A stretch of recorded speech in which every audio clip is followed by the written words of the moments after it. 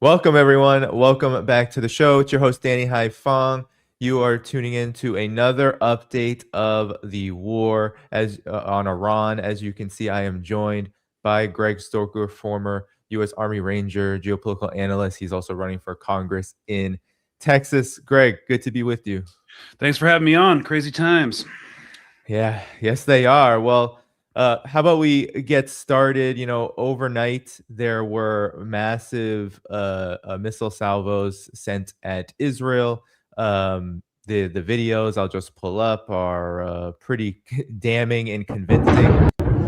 Here is just Tel Aviv in one instance. I'll turn off the volume because it can get quite loud.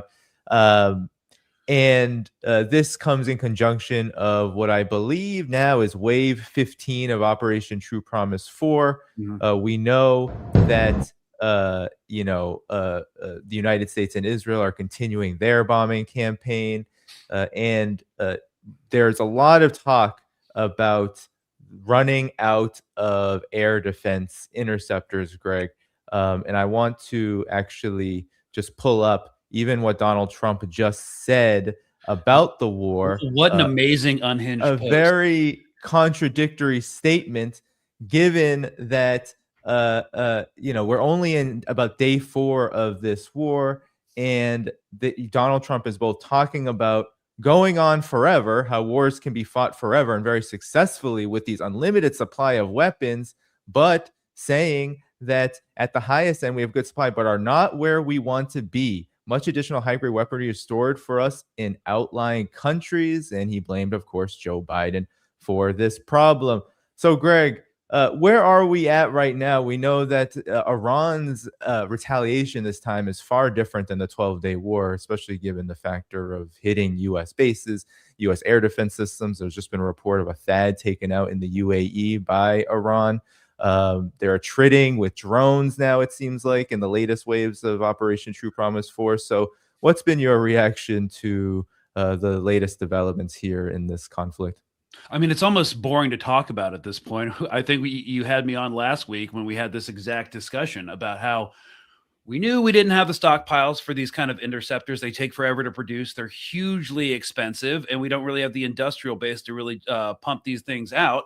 And it wasn't just us warning about it. It was like Defense Magazine, all of these defense reporters and like Air Force colonels talking about munition stockpiles. We've been talking about this since the genocide in Gaza started, right? And now, a lot of generals didn't want this war to happen, especially inside the Pentagon. That's why the Pentagon was leaking like a sieve up to the start of this operation, because we don't have munition stockpiles. We could reference the old war game from last year, done by the what was it? Oh, the CSIS study, where they war gamed it out using over 60 ex-military general officers that we'd run out of munitions within 4 to 5 days over a conflict over the Strait of Taiwan. This is like nothing new. And what I wanted to talk about, especially like when it comes to like drone warfare and these hypersonic missiles, it kind of like when you don't have air superiority and you don't have complete domination of the skies, this is what allows you to democratize warfare against a power that has massive air assets and carrier strike groups. And we're seeing that now. I've talked about, especially early on when Hamas was still firing rockets into Israel proper, during the opening days of the genocide, that there was a massive cost imbalance with respect to, these asymmetric missiles and drones versus these interceptors, and it speaks more to the equalization of the ability to wage aerial warfare, whether defensively or offensively, than they do of the exhaustion of financial capacity to run wars. These missiles and drones are a fraction of the cost of these massive interceptors. As aerial explosives really get like cheaper and cheaper, it makes deterrence and the ability to inflict reprisals more and more accessible to semi like peripheral or non-state forces. Kind of makes aerial warfare, originally the monopoly of the imperialists, available to poorer or sanctioned countries. And this is kind of what we're seeing right now, because they can keep sending, like, the United States has hit a lot of stockpiles. They've hit hundreds of military targets in Iran, but you're not going to get them all. And it's highly likely, and this is the main concern in the Pentagon, that they're going to run out of interceptors, which have not been completely effective, obviously, before Iran runs out of its stockpiles of more democratized, cheaper aerial assets. Yeah, and we're seeing, Greg, I'll just pull up some of these too. I'll pull up what has shocked, especially Israeli, but also U.S. military analysts, as well as they're watching what's happening in these waves in Operation True Promise 4. Is there are some weapons that I think they underestimated Iran even having, for example, like these multiple cluster head missiles that actually break off into many different parts right before they land. Here is one example of this. As the interceptors are trying to hit it, we see that there's just an absolute. I mean, they're just absolutely just demolishing the effectiveness of these interceptors, Greg. And then here's the hypersonic weapon I wanted to show, because I think people don't understand. You're talking about them being cheaper, and you know how Iran builds these weapons, but they're incredibly effective. I mean, here is the just how fast. I mean, people just have to don't blink when you watch this, because you can't even see it. I mean, you can't even, like, that's how fast these missiles are, and Iran doesn't even have to fire that many of them in order to make this work. And here's another one I'll just play here that shows all of these interceptors in the air. It's funny, in one of these videos, you just see Iranian missiles getting through despite it. You'll hear settlers in Israel say, "Oh, it's like fireworks," and then when the missiles get through, they're screaming for their lives, because they just don't understand how this could be happening. So, Greg, you continue your analysis of especially Iran's strategy here, because I think there's a fundamental misconception about this. A lot of people are maybe not getting this.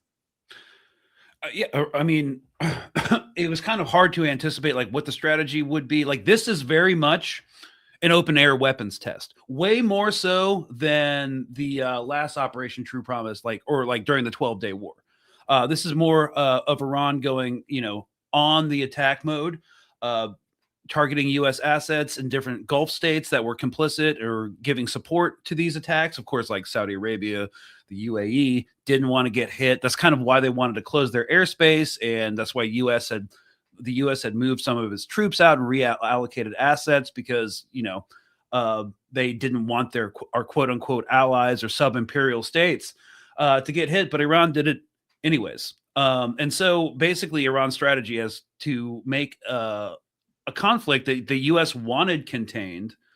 Israel, whether it wants it contained, is very debatable, and we can have that conversation. But the U.S. wanted it contained, and now it's not. And there's a lot of problems being demonstrated in this open air weapons test. It's not just the hypersonic missiles getting through, putting rounds on target. It's not just the cheap, shorter or medium range ballistic missiles range Iran's shooting, and the Patriot missile batteries and THAADs really not intercepting. Massive problems with radar detection. And also, it seems like we had a friendly fire incident where 3 F-15 air superiority fighters got shot down over Kuwait. I was on here last week talking about like mechanical failures and 1 in a million shot. Like, what happens if a fighter goes down over Iran, and the massive problem that would be. I mean, luckily for the U.S., it happened over friendly airspace. But it's actually been a mess. No one who has ever existed in the defense sector or in the military from an analytical perspective thinks that this is going well. Everybody knows this is a dumpster fire of an operation, and there's no clear vision going forward. And just like when we were talking about like Hamas, like fighting the IOF in Gaza, what they have to do to win is just survive. Like, the Viet Cong were never going to defeat the U.S. empire in the field. They just needed to survive long enough and do enough damage and cause enough friction at home for the American people to be like, yeah, we're really not doing this anymore.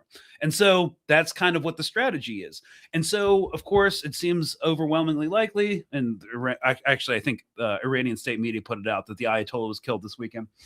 And that was done by Israel. All the controversial strikes are being done by Israel with U.S. intelligence support. So they're doing the Ayatollah girls' school the massacre at the girls' school can probably be attributed to an Israeli strike. I can't confirm that. I don't think anybody can at this point. But they also, reporting coming out of the Jerusalem Post from an hour ago, they hit the assembly of experts, the body of like 88 people, or I forget the exact number, who chooses the next replacement for the Ayatollah. So they're just trying to kill anybody that could take that role. And that's basically the strategy from their perspective, just to keep a power vacuum open long enough for the government to collapse. And it doesn't look like that's going to work, because the myth, I think, of decapitation strikes should have been debunked a long time ago. It didn't work with Hezbollah. Probably not going to work here. So what their plan is just to kill everybody who would step into that role. Of course, Pezeshkian is at large, and I'm not sure if there's another process going in for picking another president. But what happened, and when you talk about Iranian strategy, they decentralized a lot of their military command before it happened. The IRGC did. And there's other elements like the regular army and the Basij in the state too. So the decapitation strike strategy is unlikely to work. And now Hezbollah's entered the battle space. Houthis might also enter as well. At least they've disrupted Red Sea shipping traffic with threats. But yeah, the Iranians just need to hold on. And there is currently in Congress right now, I think as we're recording, a war powers resolution being fought on the floor of the House. And this is deeply unpopular. So they just need to hang on, do enough damage, and hope for the U.S. to stop doing what it's doing. Yeah, well, how likely is that, Greg?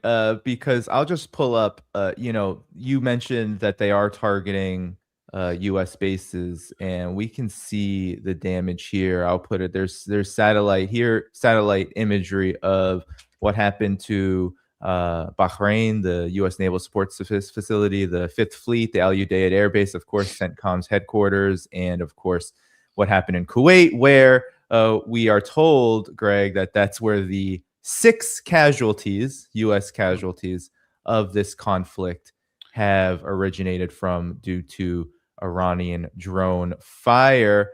But Iran is saying the casualties are far higher on the U.S. side.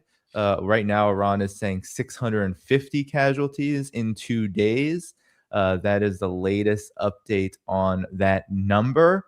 And you've heard it, Greg. I'm sure you have. Donald Trump and I believe Raising Cane just said it as well. Dan Raising Cane, that there's going to be more. So, and it's not a popular war either. So, what do you make of this? The U.S. side is taking a lot of hits. They're trying to minimize it. They're saying, "Oh well, this isn't really happening." The Abraham Lincoln hasn't moved back. It wasn't hit at all by missiles, and there's only minimal damages to our bases. What are we supposed to believe here? Okay, well, it's not minimal, first of all. That's like the most significant damage a U.S. base has taken since like the opening days of the global war on terror. So when it comes to the casualties, I am very mistrustful of wartime propaganda coming from both sides. It's just a basic information war. So I'm definitely distrustful. Now, from my own experience, and again, I don't like to use like personal experience so much because it's really not a data set, but the U.S. didn't lie about its casualties during its engagement in Iraq and Afghanistan. We had casualties like every hour on like the evening news. You'd have the people killed in Iraq and Afghanistan put up their units and stuff like that. That's really not happening right now. It's kind of like a different age and a different military than what I was in. what was interesting is CENTCOM put out that three service members were killed, and then they released the footage of the caskets being brought back to a U.S. airbase in the continental United States, and there were like 4 caskets. So that was kind of weird that they messed that up, and now it's 6. So it was a makeshift command center, tactical operations center. It was like a triple wide trailer, kind of sophisticated, I guess, that Iran knew about that because it wasn't a hard site or a traditional tactical operations center, especially on one of those bases that has been developed and built up for a long time. It's all deeply bizarre. Do I think 650 service members have been killed? No, that's not something you can actually hide. It's U.S. standard operating procedure to actually like if someone's killed in theater to shut down all comms until the families can be contacted, because there's an entire branch of service that goes and contacts families like in person before comms can go back up. And we haven't seen those comms blackouts that you'd see when like a mass casualty happens. So it looks like a lot of wartime propaganda. However, U.S. service members are getting wounded. That's what I'm saying. Could they be talking about casualties as in wounded and killed? Because killed might be far lower than 650 casualty. Yeah. Well, they don't really have to release wounded and injured in the same way that they have to do with casualties. But again, this is a completely new ideological military that I wasn't in back in the day. So, yeah, it seems like CENTCOM is kind of every day, updating it by like 2. So we don't know actually what exactly is going on, but we'll have to keep. We'll probably know a lot more once this is over. But I wanted to actually, Greg, I'll just pull up this because I think the issue of air defenses is getting pretty intense. There's now talk about relocating THAAD and Patriots to the Middle East from the Pacific, which is something the Pentagon really did not want to do before this even started. There's also just ample evidence that Israel's air defenses in and of itself are running out very dramatically. I'll just pull up that while you react to it, because I think it's becoming. Let me just pull this up. Yeah, here we go. I think it's becoming quite clear that this is a major problem, and I can pull up Marco Rubio talking about it. So here's the video. A lot of people are saying that Iran is using older missiles, older technology to begin all of this, and that there might be more in store. I don't know what the accuracy of all that is, but this is the scene we're kind of getting, where even in Israel, sometimes there's just no interceptors going up to fight off these attacks. How big of a problem is this? And can the U.S., we were talking a little bit before the show, can the U.S. actually transfer these systems from the Pacific as rapidly as they need to? First of all, when it comes to interceptors, Israel has a very low threshold for taking damage or casualties. In fact, when U.S. politicians talk about stop arming Israel with offensive weapons, actually what you want to be voting against is defensive weapons, because the defensive weapons allows them to have their, psychological safety net of the Iron Dome, which gives them public consent, or the government and the military public consent, to wage these messianic expansionist wars and bombing campaigns throughout the region. So, in my political journey, I always advocate for no defensive weapons. That's actually what gives them the impunity to do that. So a lot of people aren't enjoying it right now. We've seen the massive amount of booked flights going out of Tel Aviv back to Europe and New York City and LA. So yeah, when it comes to bringing more THAADs into the region from South Korea, I'm just reminded, even since I was a kid, I'm 4th generation Army. I grew up in the whole arsenal of democracy propaganda.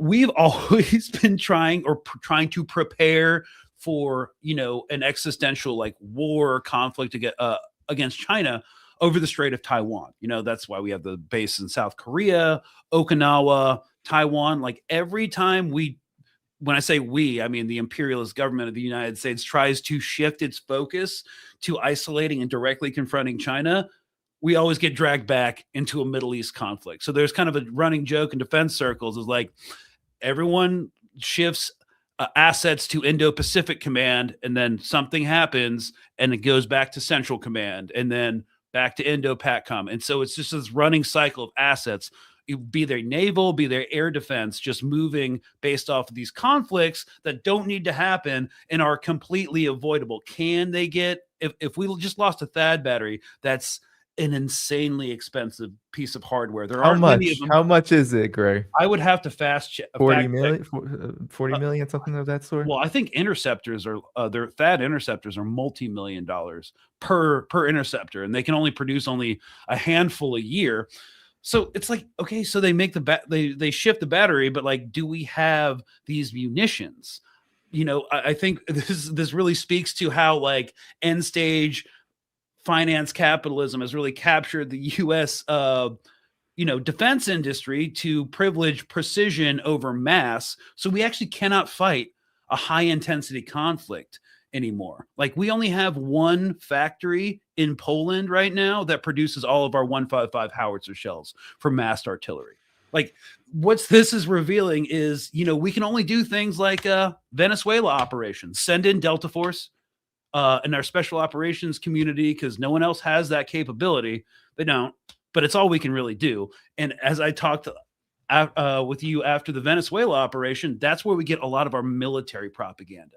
It's what I call special operations porn. But like when it comes to actually high intensity conflict stuff, we can't do it anymore. We don't have the industrial base. Everything's financialized, privileging like all of these high dollar research and development contracts of like Northrop Grumman and General Dynamics to make these interceptors, which are defensive. They don't really even work, but they're hugely expensive. So it's not really about winning the war anymore. It's about making money for private contractors, which is why slightly over half of the Pentagon's budget doesn't go to the military. It goes to these private contractors. And there's this deep rot inside the military. It's not just because, there's a lack of readiness or a recruiting crisis. It's because all of our logistics, all of our industrial base, quote unquote, industrial base, doesn't really exist, is done by the private contractors. I was talking to my uncle about this. He was like this MAGA guy. And so I had to use like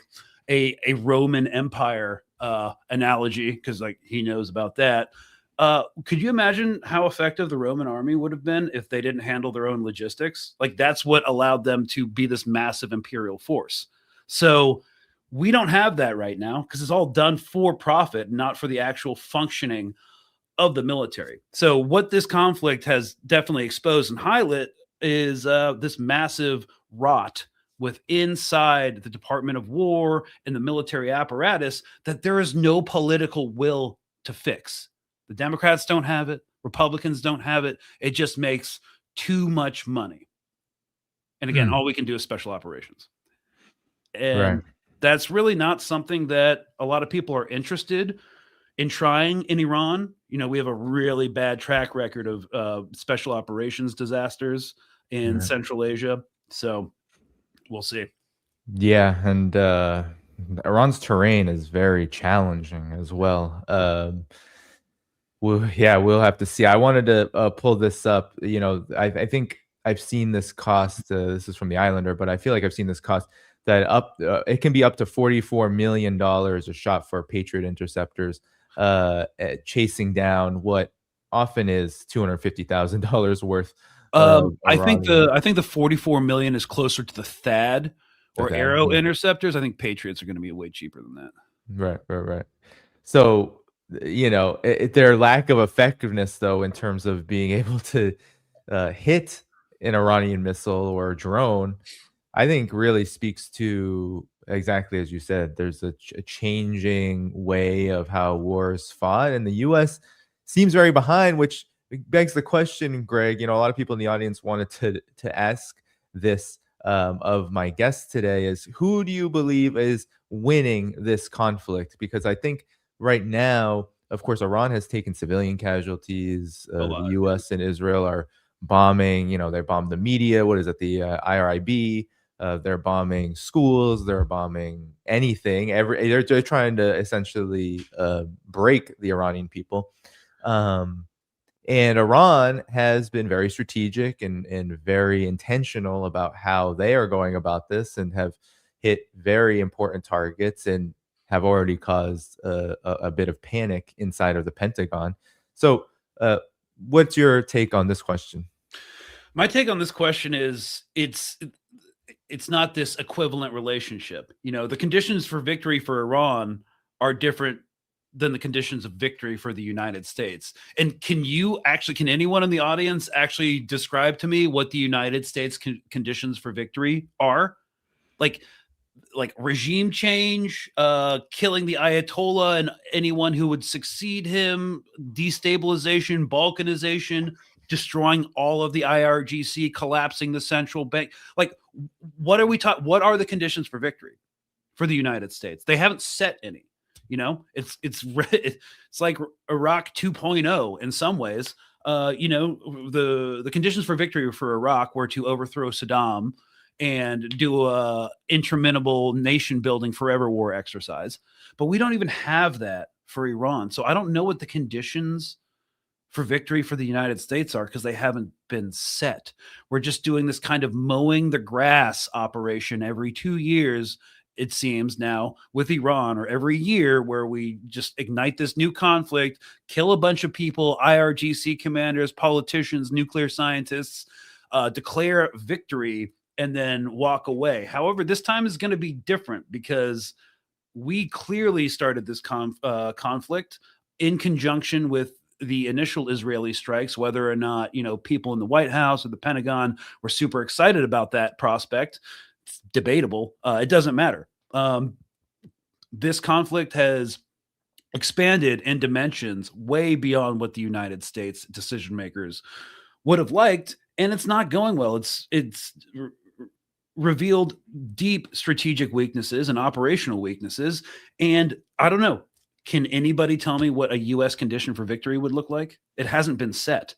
And again, all Iran needs to do is just survive as an entity, and they win. There is really no way out of this for the United States, unless they've lost the propaganda or the information war. The Trump administration, this is going to destroy his legacy, I believe. A lot of people are jumping ship. A lot of people are realizing this was the final straw. He is straight up lying to you now. It was it's not just been a military disaster, but also an information disaster as well. So I don't know how the United States pulls itself out of the fire and achieves quote unquote victory conditions, which haven't even been set, if that makes sense.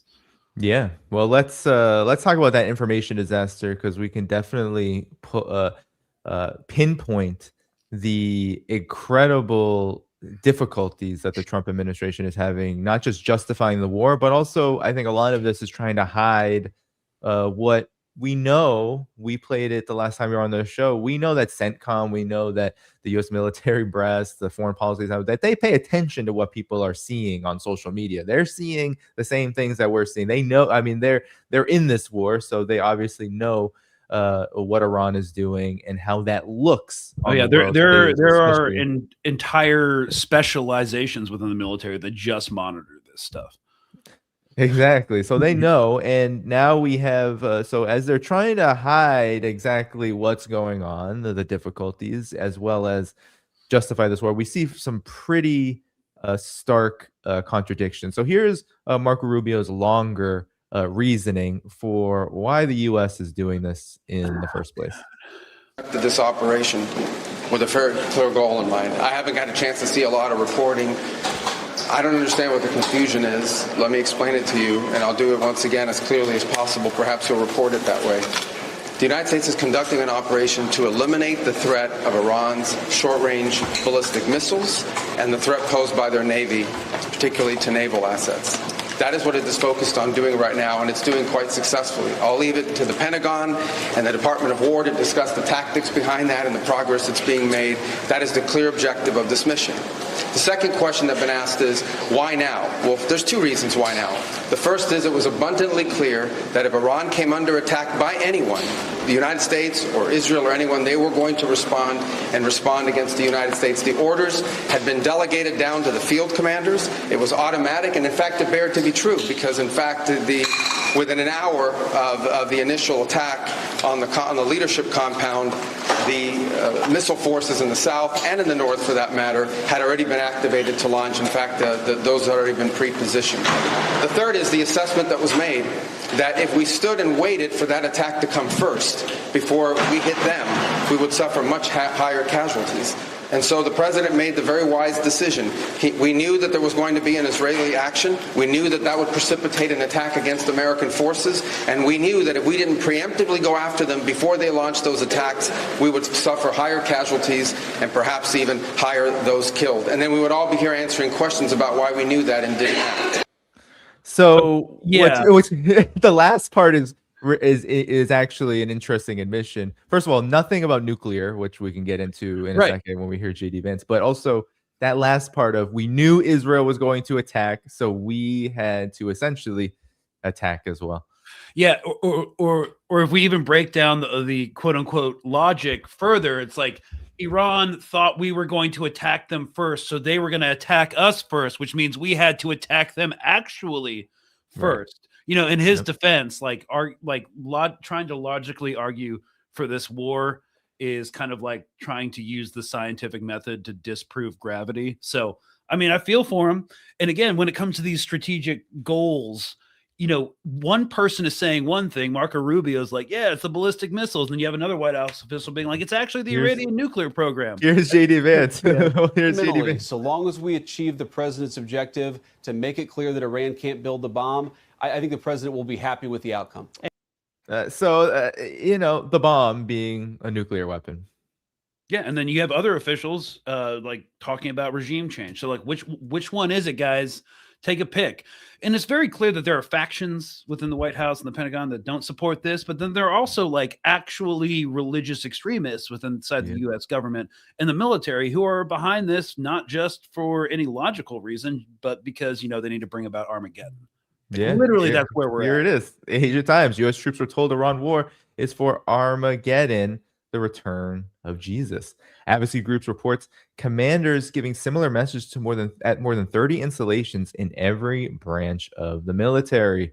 A combat unit commander told non-commissioned officers at a briefing Monday that the Iran war is part of God's plan and that President Donald Trump was anointed by Jesus to light the signal fire in Iran to cause Armageddon and mark his return to Earth. So there you go, Greg. So help us understand this. This is actually a pretty big story that nobody's reporting on yet, at least no Western mainstream media is reporting on yet. The complaints were taken by a nonprofit watchdog that monitors religious extremism in the military. It's the Military Religious Freedom Foundation. And they received like 40 complaints or 110 complaints from 40 different units across 30 different installations, I believe, if I remember the exact numbers from the article, of non-commissioned officers and lower ranking officers reporting that their company commanders or battalion commanders or division commanders are saying this. You know, like every time you go in off the weekend, you return back to work on Monday in the military, you get like commanders briefings and emails with a week, like your agenda for the week, your training schedule, everything. And this was in there. Insane. So, you know, I spent the most formative years of my life in a special operations unit. And there's like two different types of people in these kind of units. There's like the secular degenerates that all you do is like party. That was me. And then you have like the actual evangelical Christians who are like married at like super young age. They're highly religious, evangelical, go do like prayer circles before doing any operations. And if someone's going to do war crimes, it's generally those guys. But those are the two archetypes. So you're having all these secular people in the military being briefed by these like religious zealots, and that this is coming at a time and an unprecedented scale that I haven't seen before. Of course, you know, we always had that. You can look at reporting from the early days of the Iraq war with like generals and admirals who were evangelical supporting the war in Iraq even though they knew that we didn't have WMDs, but they're doing it for the messianic vision of a greater Israel. So like a lot of these senior commanders in the military actually believe in this messianic vision. And that's a huge problem because it's killing morale, and like a lot of these people are secular. Most people in the military are secular, and actually they tend to vote. The overwhelming majority of the military, like over 50%, actually votes Democrat because a lot of them are people of color. Right. They're from the cities, large urban centers. So this is actually kind of a huge friction and fraction point in the military that this is coming out. I never saw this, especially to this extent. It's actually kind of absolutely bizarre, but it speaks to the politicization of the military, especially at the command echelon, and that's something we all should be deeply fearful about because military decisions should be done by logic and not like what is a religious zealot ideology. So that's also another point of deep rot inside the U.S. imperial armies. It's not just private contractors. It's not just deindustrialization. It's also the politicization and that's only going to destroy morale and fracture it even further. So like this war is exposing so many systemic problems, again, which there is no political will to fix. Well, Greg, as we've been going through now 4 days of this thing, I there's such a massive difference, I think, when you talk about morale, right? We have, for example, and I think this is where I believe Iran has certainly won, especially this part of the battle, if not it being a total turning point in the war. So all the murder, all the assassinations, killing the Ayatollah Ali Khamenei, that was supposed to break the Iranian people, but they immediately came out in droves. As I've seen some of these videos, Greg, where there's air defense. I'll just zoom in more. Sometimes putting on the video 100% will mess with the audio, but I've seen Iranians in the streets as air defenses are activated, are right above them. I mean, that is something. And then we've had Hezbollah join. We know that Ansar Allah is probably going to get involved if this goes on as long as we think. And then, on the other side, on the U.S. side, we've had bases visibly destroyed. We've had 3 fighter pilots having to eject themselves and their planes falling to the ground because of friendly fire of Kuwaiti air defenses, supposedly. And we've had just over and over again, we have Israel getting pounded every single day with their air defenses likely running out soon. So this part of it feels very much, at least on the side of Iran, in terms of who has the initiative. And Iran is saying they want a long war, and the U.S. can't decide. They keep saying, the Trump administration says in secret they only wanted a few days. Then he says it can go on forever. Then, we hear, nah, we can't tell you how long this is going to go on. So one side looks like chaos. The other side looks like they have initiative. What do you think of that? We all knew that there was going to be this rallying around the flag happening if they start hitting girls' schools, hospitals, and start killing political and military leaders. We knew that was going to happen. That's not really surprising. A lot of this, of course, we did more like a geopolitical deep dive about, BRICS and the Belt and Road Initiative and why Iran needs to fall to basically prevent a tripartite strategic alliance between Iran, China, Russia, and like anti-Western, essentially global infrastructure. That's beyond the scope of our discussion here today. But from the Israeli perspective, they know that this is kind of one of their last chances to really send it all out there. There's a deep sense in their leadership that unconditional U.S. support for what they're doing is not going to last forever. They need to strengthen their own military and actually do as much damage as they can while they still have the aegis of the U.S. empire protecting them unconditionally and kind of being led by them from a foreign policy perspective. So we're seeing civilian targets getting hit all throughout the south of Lebanon. Looks like they're going to potentially reinvade or at least establish like security checkpoints south of the Litani River.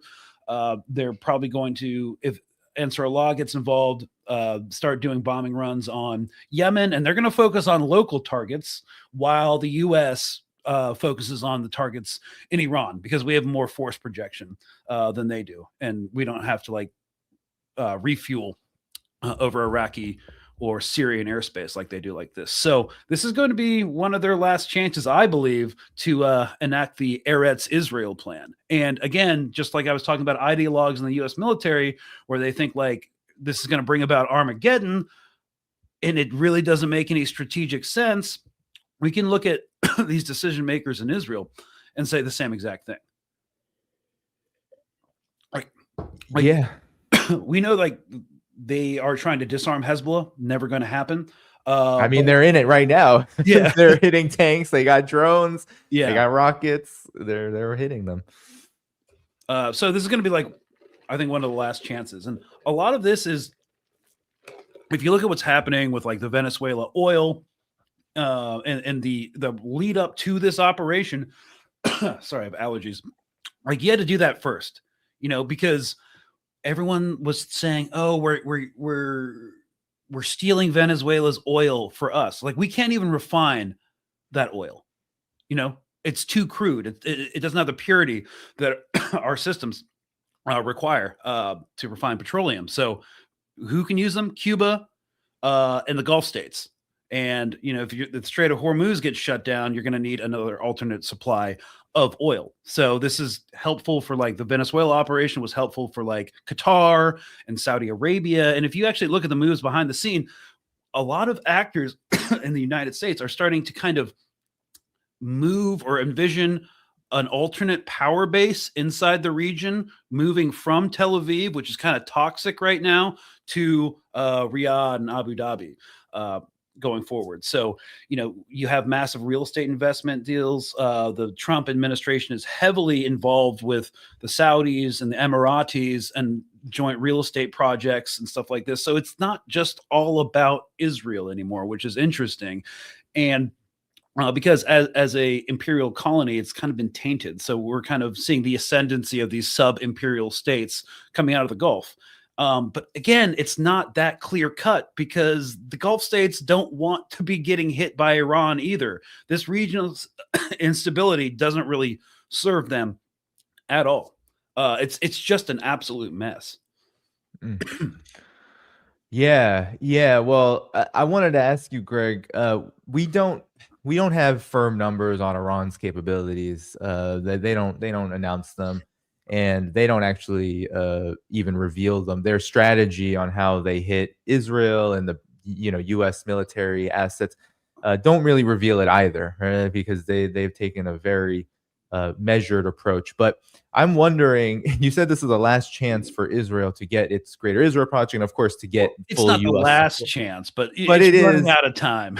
But it is running out of time. But it's also to get full U.S. support for that. It might be there's a very narrow window. I think I would definitely agree with that.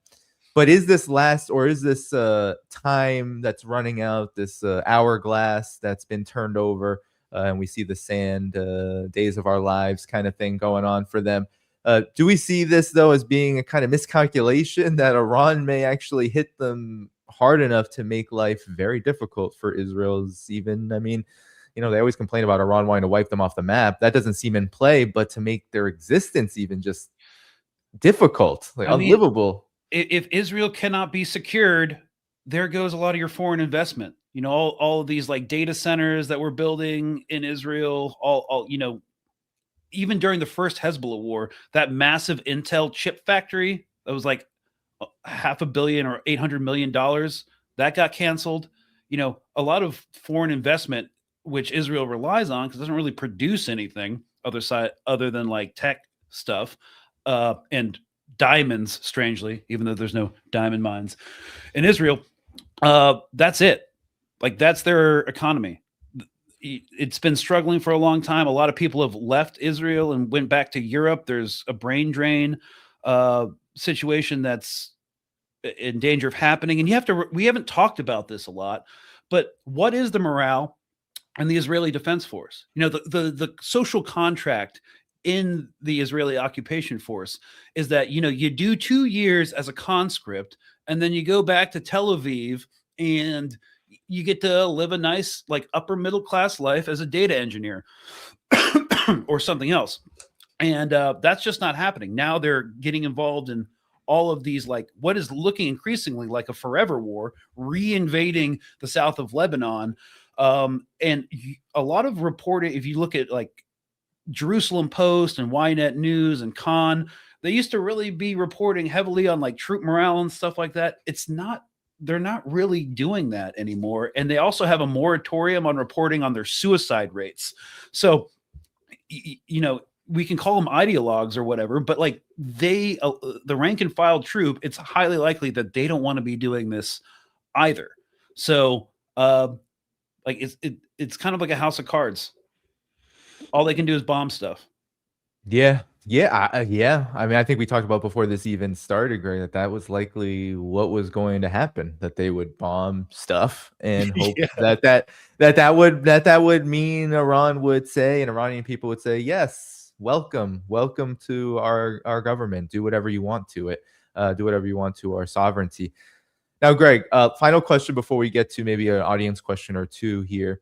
The White House actually just released this memo on what the actual objectives are, and it might be a little small, so I'll zoom in because the Q&A part is cut off and not really even relevant.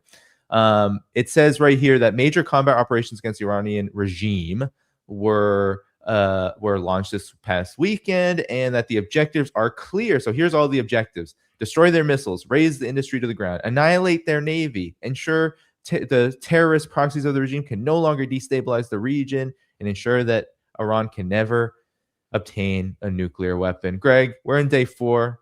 How successful has the United States been in these objectives, if they are in fact the objectives? Well, here's the thing about both the missile industry and the nuclear program. Even if they achieve the objectives, they're not destroying the knowledge.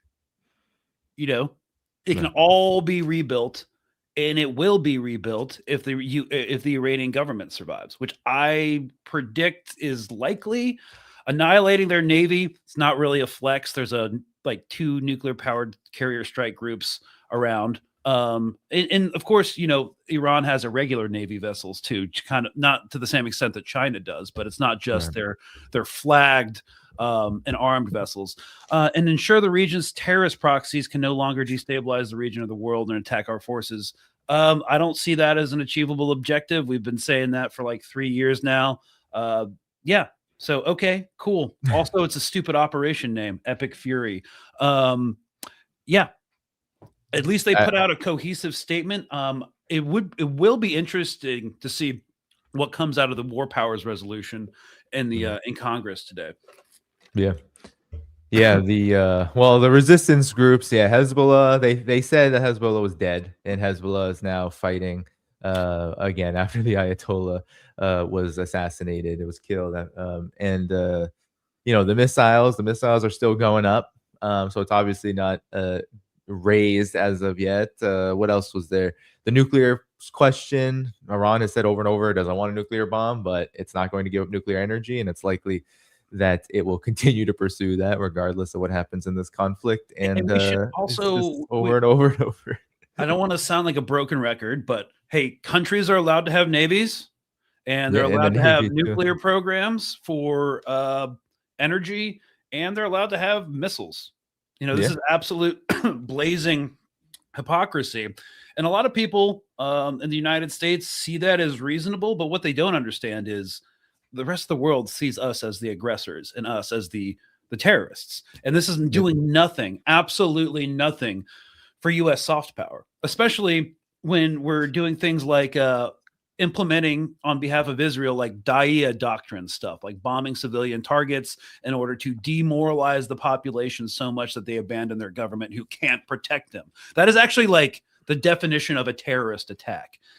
You create chaos, destroy civilian life, and make people believe that the government can't protect them, so they start siding with the terrorists or not wanting their government to exist anymore. So we're doing that. And, some Americans are coming to U.S. citizens are coming to the realization that, we're the bad guys in this situation. We are the terrorists, and it's also undoing a lot of 9/11 propaganda.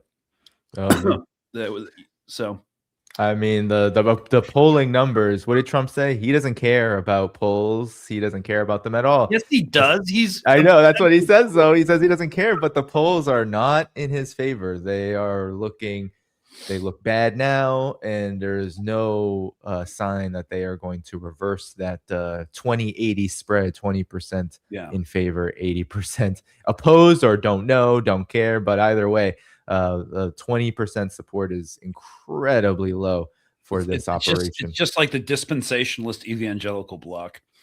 Yeah. And then the Navy flex, Trump was spewing on and on about this Navy flex.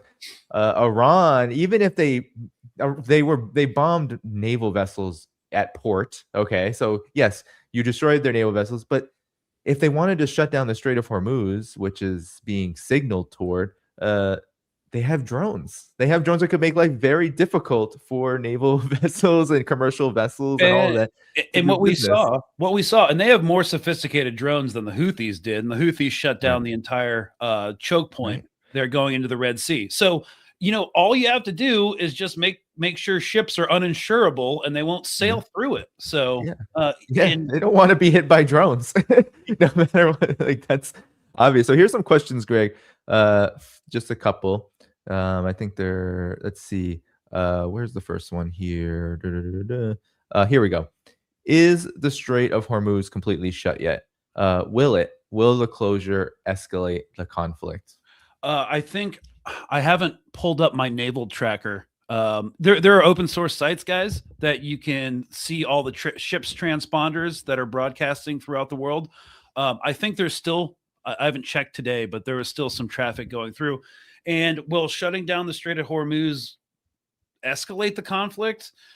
Trump himself did say that he doesn't care about polling numbers, and Americans and presidencies are won and lost over gas prices. So if the Strait of Hormuz is shut down, and again, this goes back to like the Venezuela operation and getting alternate sources of oil for Gulf states, I don't see it escalating the conflict. I mean, I think there's some strategic reasons why they haven't tried shutting it down yet, but I don't think it will escalate anything.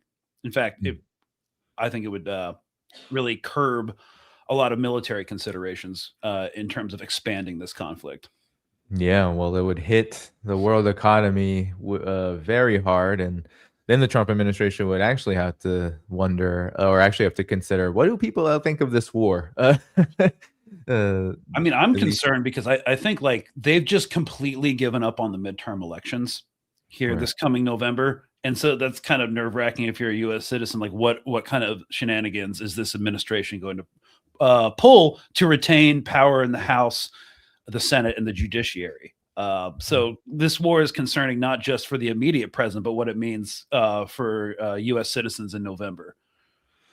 This is an interesting question, Greg. Why hasn't Iran issued preconditions for peace talks? I'm thinking nuclear disarmament of Israel and the closure of U.S. bases in the Gulf. The Epstein axis couldn't agree to these, but regionally. Preconditions for peace talks? See, I've been talking about this for a while. It's like kind of the same reason why Hamas never preconditioned peace talks, even while Israel was using diplomatic talks as a tool and a cover for political assassination against them. Like, no matter what Israel did, they always came to the table.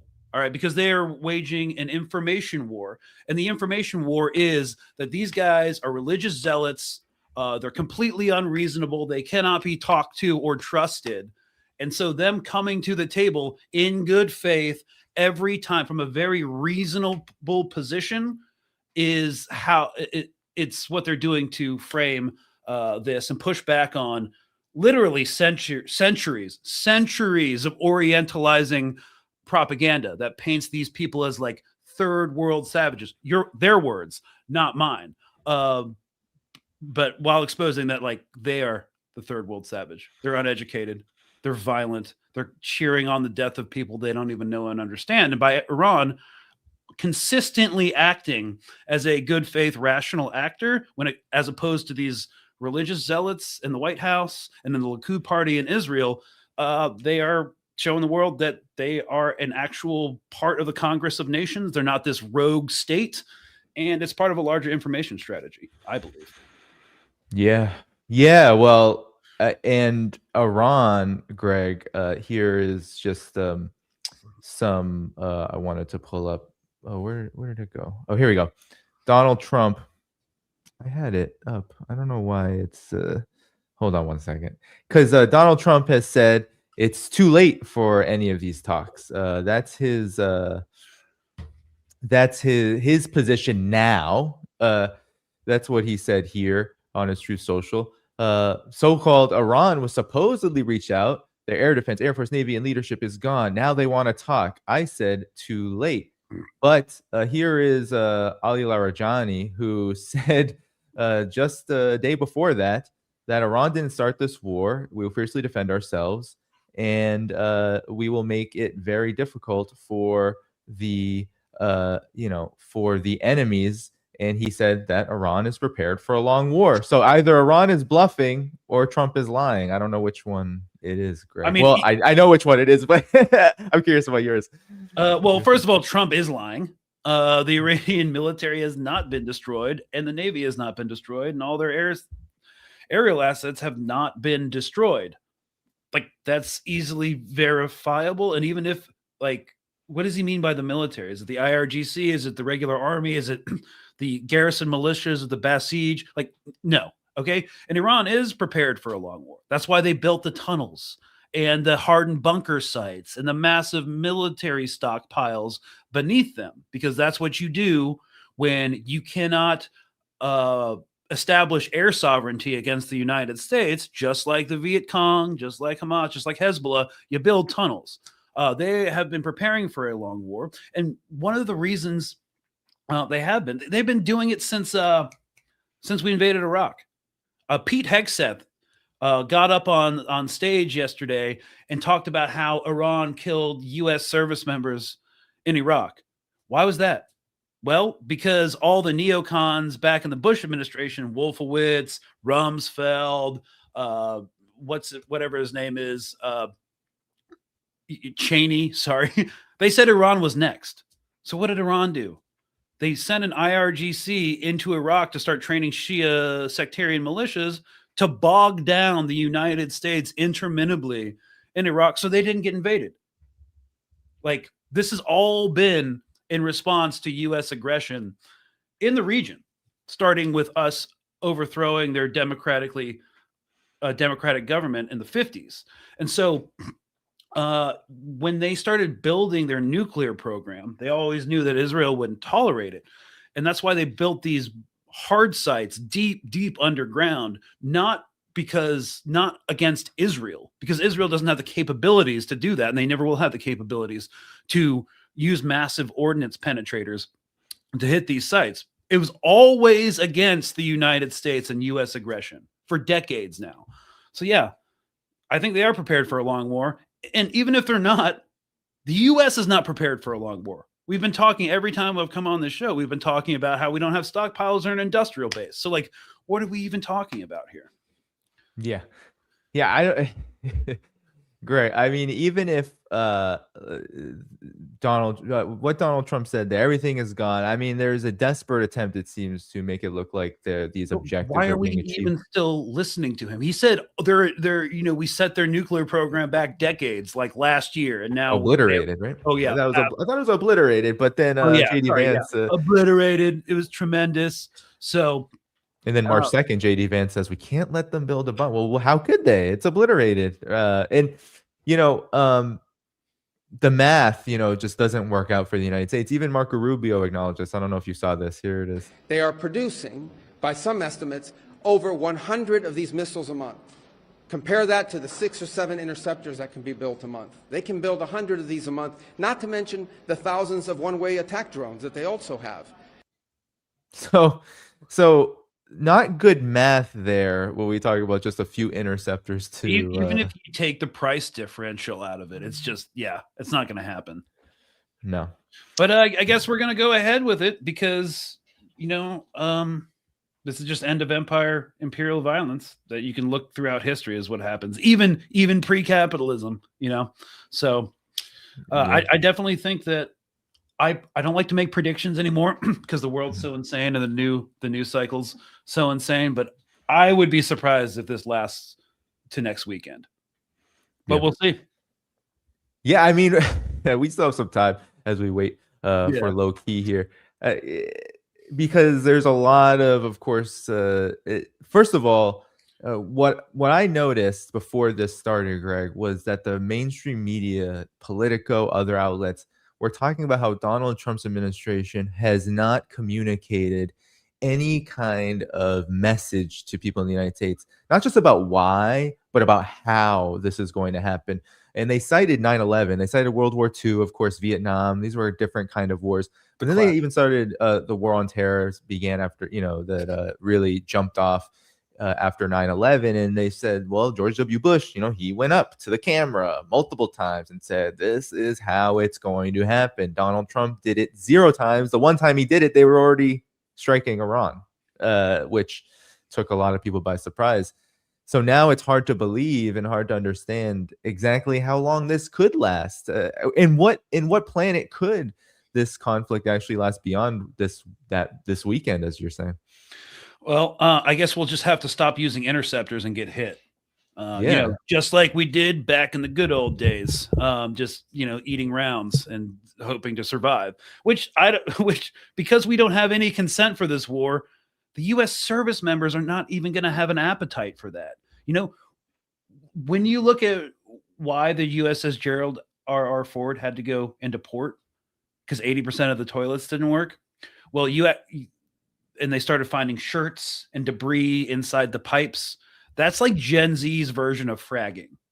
I seriously believe that U.S. service members aboard the flagship of the U.S. Navy sabotage it, and that you can't remain at sea if you don't have any like sewage or any sanitation, because what's the biggest threat? Like cholera, like dysentery, all of these like diuretic diseases that you get if you don't have clean water and you're like backed up in sewage. So there's just really not an appetite, not in the American people, not in the U.S. military. I was like the last time the Iran war was happening, I was messaging I was talking to Mike Preisner, who's the producer of the Empire Files. He used to be big. He's big into like veteran activism and like getting people out of the military as conscientious objectors. And he's like, the last time this happened, there was an unprecedented number of people calling the GI Bill hotline to get out, which is not something that's happened very often. And people need to know, because I've been getting in Twitter fights on this, because I've been triggering a lot of MAGA cultists, being like, even if you don't disagree with the war, pray for their safety. They'll get thrown in jail if they don't follow orders. That's not true. You can follow as a conscientious objector. You just have to write an essay. You have an interview with a chaplain, a psychiatrist, and your commanding officer. And the overwhelming majority of people who file as a conscientious objector keep their VA benefits and everything, can file for disability, blah, blah, blah, get free health care for the rest of their life, because you get an honorable discharge. And your benefits reflect the time and service you've already done as a conscientious objector. So you could actually absolutely leave the military and be protected while doing it. Now, they don't teach you this. They don't tell you this because they don't want you to know. But this has been in place since after the Vietnam War.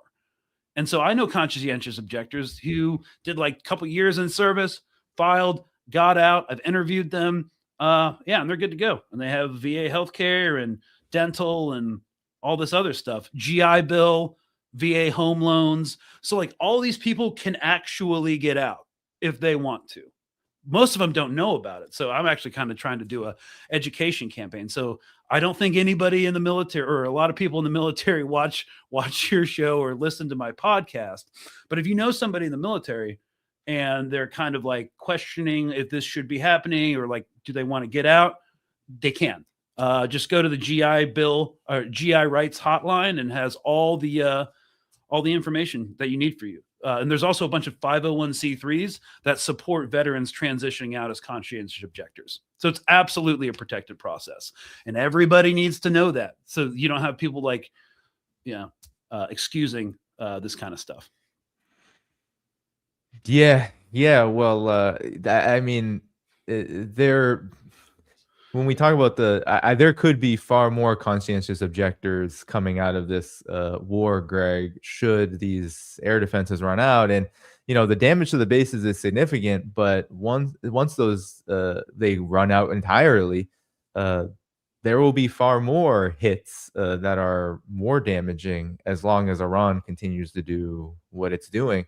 We haven't even heard about the Gerald Ford, Greg. Like, where did that go? What is it doing? Have you heard about what it's, because it docked? Is it docked outside of Israel? Like, is it there? And it had all of these issues with plumbing, and I haven't heard anything from it. A lot made of the Abraham Lincoln, but not much of the Ford. Trans. I'm trying to see if its transponder is on right now.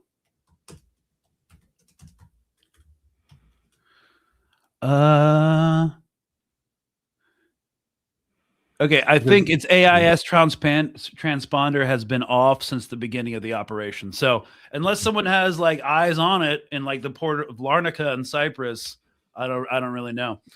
Yeah, but not a lot of activity. We're not hearing. I mean, we're hearing a lot about the Abraham Lincoln. There was even some rumors that the Abraham Lincoln dispatched the aircraft that killed all of the horrible massacre of the young girls at the school in Iran. But not anything from the Gerald Ford. A lot, Iran said they hit the Abraham Lincoln. CENTCOM said no, but nothing about the Gerald Ford at all. Yeah, I think there was a lot of really bad press. If you read like Stars and Stripes or Defense.com, like everybody within that community was like, yo, the sailors sabotaged this entire plumbing system. And that is a huge personnel problem and a huge security and operational risk. I wouldn't be surprised. This is pure speculation. If they were just taken off of operational duty to deal with like internal sabotage, potentially, because that'll get your entire unit just taken off the line until it's solved. Yeah. And Greg, as we continue, what are some things that you believe in this war so far that maybe we see all the chatter on social media about the attacks, the U.S. bombings, and then of course Iran's retaliation. But what do you think is the not being considered here so much when we're talking about how this war is going, why this war is being fought? Okay, well, so every time, and I speak about this a lot, every time we do wars overseas, it comes back home. Danny, have you heard about the shooter in Austin, Texas? No, but somebody actually wanted me to ask you about that. So I'll pull up that super chat if I can find it. But please. So I grew up in Austin. I lived in Austin on and off my entire life. I live about 12 minutes away from where the shooting happened over the weekend. What we're told is on 6th Street. I don't go to 6th Street anymore. It's the big party street that's shut down on the weekends because I'm not in my 20s. Yeah, he was a naturalized citizen from Senegal who went around with a rifle and a gun and shot people at a number of venues. The entire operation is incredibly sketchy. First of all, the classic, there was a Quran in the car. And he was a Senegal Sunni, apparently shooting people at random in solidarity with the Ayatollah, a Shia, who was just killed. He has also had a picture of him wearing a Property of Allah shirt, and actual practicing Muslims cannot have the name of God on that or, any shirt that they're wearing. And the FBI is kind of just like, trust me, bro, it was terrorism. And then Greg Abbott's like, we're going to do a terrorism crackdown, because the war is coming back home. And it's just got PSYOP written all over it, meant to gin up more and more consent for attacking Iran and bringing the hammer down on Muslims when, the consent for this war is failing every time.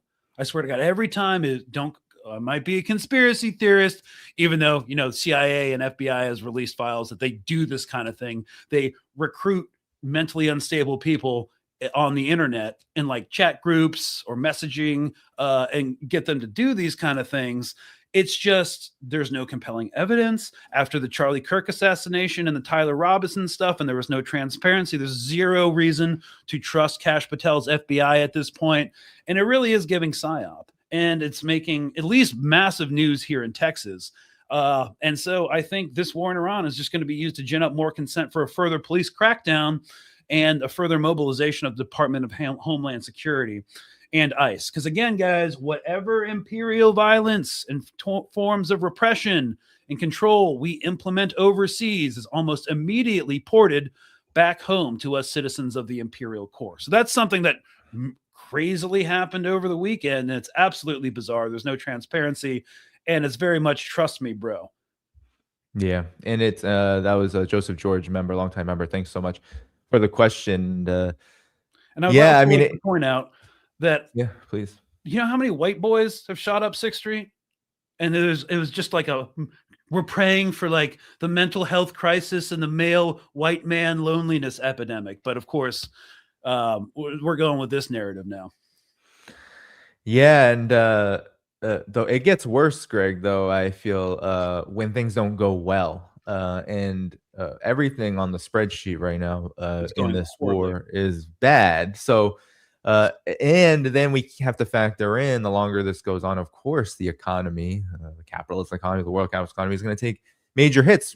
Hormuz or not, because we know how these oil companies, these so-called investors and financiers, we know how much while they profit off of war, when wars don't go well and things become unstable in major sites of investments, is like Saudi Arabia, which we didn't even talk about this, Greg, after their embassy got hit by what is being said is Iranian drones.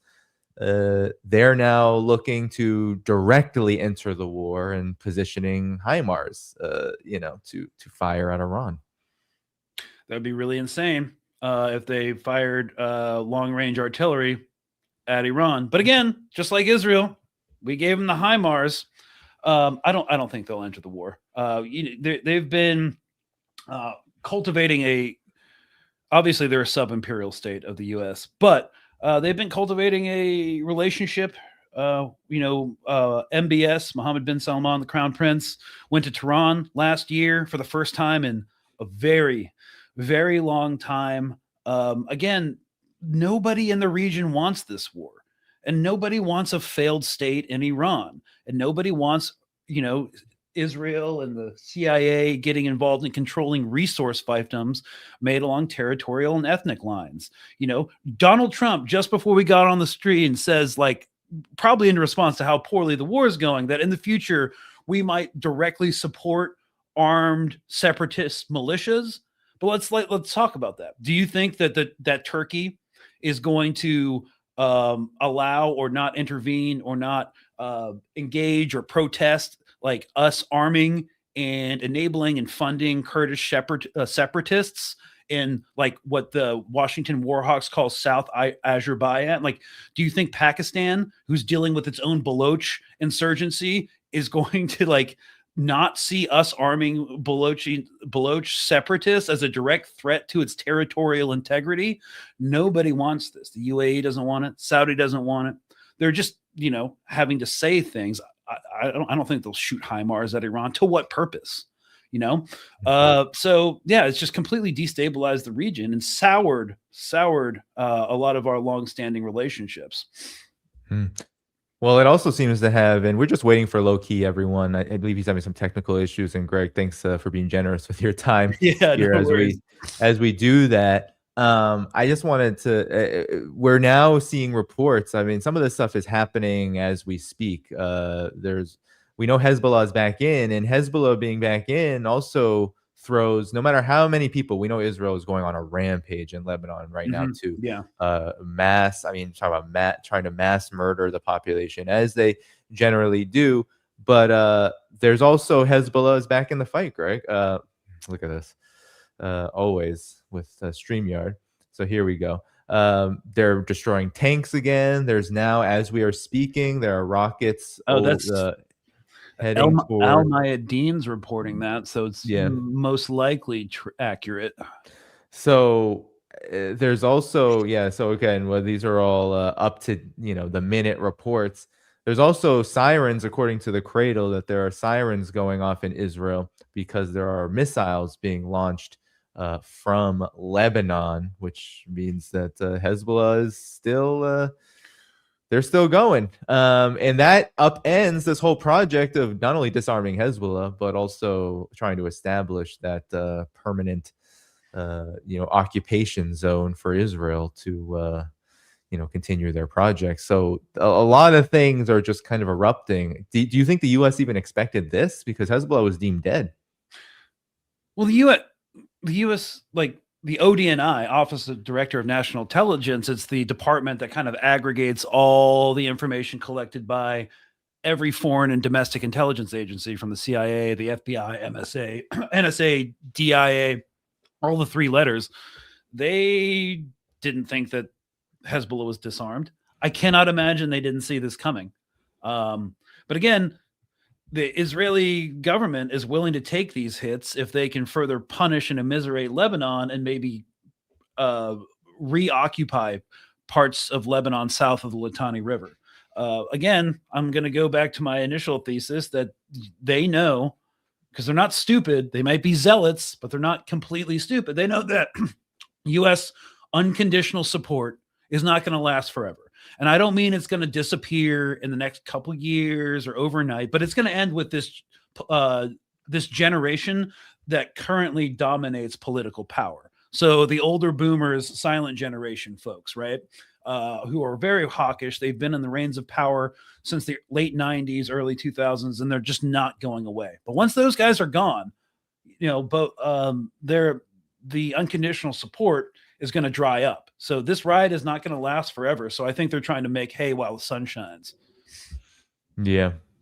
Yeah. I mean, there were, of course, rumblings that Israel was going to use the strikes on Iran by the United States and Israel to justify its aggression on Lebanon even further. I think they even announced that they were planning on hitting Lebanon and essentially anybody that was, a so-called threat to Israel. But nonetheless, I think Hezbollah is, it's still around, and it's still going to cause at least some problems for the Israeli regime. Yeah, and they're never going to truly disarm, because once they do, they're done. And that's why Hamas is never going to, I don't think, ever completely disarm. They might pull a PKK in like Turkey or like the north or in like parts of Syria, where they send out a social media video of them burning a couple AK-47s. But no, once they give up their arms, they're done. And that means Lebanon completely becomes a vassal in its entirety, not just in its government. So they can't afford to if they want to survive as an institution. And right now they're fighting for their existential survival. That's why they entered the war, not just like in solidarity with Iran, like they did with Hamas in Gaza, but they're doing it because they have to. Like they have to make this hurt as much as possible to make it end. Because if Iran goes, they're completely isolated. And this is an existential war for their own survival right now. So I definitely think they're going to be sending it, waging a ground war, destroying as many tanks. Maybe not so many rockets, but I definitely see like small anti-tank teams running around, just like they did last time, just like they did back in 2006, just like they did back in the 80s. So probably older, like more decentralized tactics. Of course, they haven't had enough time to like really build up their leadership structure. Having it that centralized and that in that hierarchical actually really hurt them last time. So I think they're going back to old school playbooks of decentralized cells and networks running around the south of Lebanon. All right. Yeah, Greg, thanks so much for joining me today. This was great. I appreciate you taking the extended time out. Our second guest has come. Here he is. Hey, Lowkey, how you doing? Yes, brother. How are you? Okay. Yeah, I'm good. Nice of you to show up, man. It's been a minute. Yeah, I was late. I'm not sure what's happening with my my technical stuff at the moment, but yeah, it's good. Oh, sorry, I've lost your mic. I don't know what happened there. Are Okay. you, yeah, I know this is gonna be Yeah. low key. I can't hear you at all anymore. Let me see what happened. I tried to make you louder because you were a bit quiet. And now it seems you have been turned off, Should I log out muted. and come back in? Oh, Oh no, you're good now. Can hear you. Okay. I can hear you. all right. Well, I'm gonna go head out. All I right. gotta go do campaign stuff, guys. I'm running for Congress in Texas District 31. Just a heads up if you're interested in living in the region. So, good to see you again, man. And thanks for having me on, Danny. Of course, yeah, and everybody, you can follow Greg on his X and his campaign in the video description after the show. All right, Greg. All right, Loki, good to see you, man. I know it's kind of been rough technically, but I definitely wanted to get your view on what's going on in this war. Maybe you can help us analyze, because I can show the images of what's happening to Israel. I can show the images of what's happening to U.S. bases in the region, and that's been a lot of the talk. But what has this demonstrated to you in terms of the significance of Iran's retaliation, the resistance, etc.? What has been important for you? Your volume, I can't hear you anymore. I don't know why. What's happening here? Let's see. Maybe if you want to come back. Okay. No, okay, no, you're good. You're good now. I think it's because every time I try to make you a little louder, I just won't mess with it anymore. So continue. Okay. Ultimately, I think what has been demonstrated is that Israel is, in essence, a paper tiger, which has an air force which can attack civilian buildings. It has a military which can spy on communications. It has Lowkey, one thing, I don't mean to interrupt you. Is there do you have any headphones by any chance? Because there is an echo, I think. Okay, the headphones some- unfortunately can't connect while the phone is charging. Oh, there's no Bluetooth or anything like that? Okay. There's not, unfortunately, because it has to be plugged in. Right. It's possible this is quite an old phone. I'm so sorry, man. The technology It's all right. has really let me down today. It's all right. It's all right. Is it not audible? It's there's a lot of crackling, I think. I don't know if the hearing it audio. now. Yeah, there's an echo on my side, I think, because of the but it's not the worst. Continue, Loki. We'll get through this. How about you you sure? just continue? Yeah, definitely.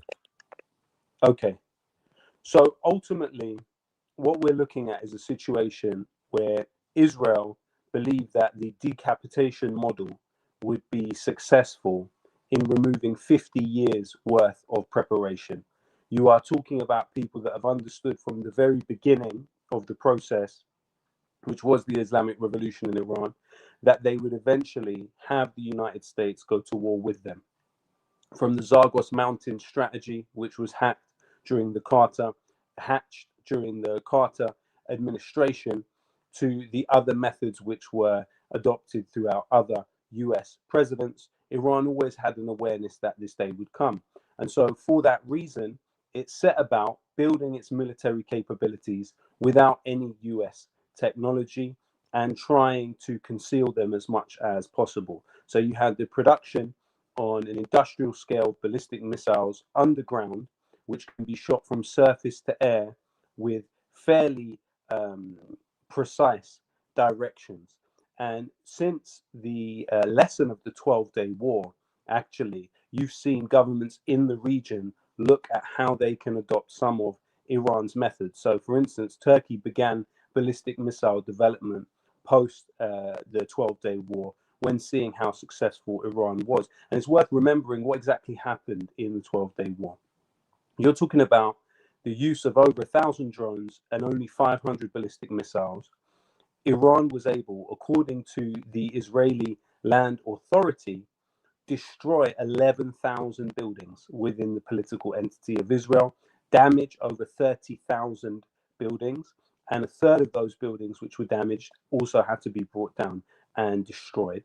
In addition to that, you had over 41,000 Israeli citizens make claims to the Israeli compensation authorities to give them some type of monetary compensation for damaged property during that time. So just so we understand the scale of exactly what happened during that period.